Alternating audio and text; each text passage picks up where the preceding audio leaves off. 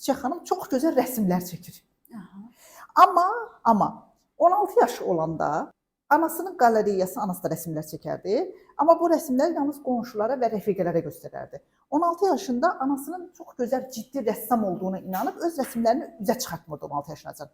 Ki anamın rəsmləri daha gözəldir. Çəkingəndir. İndi bunun çəkingənliyini necə göstərəcəyik sizə. Və bu 16 yaşında qəfil həyətə çıxanda görür ki, anasının iki rəfiqəsi söhbət edir.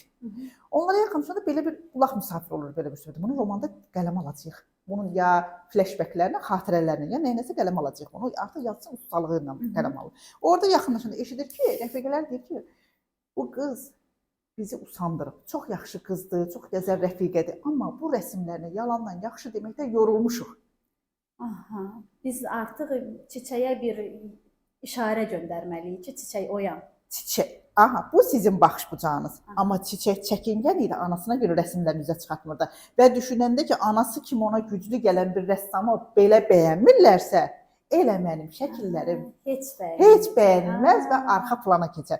Və çiçəyin çəkingənliyi yüksəldi. Deməli, çiçək xaraktercə nədir? Melanxolikdir.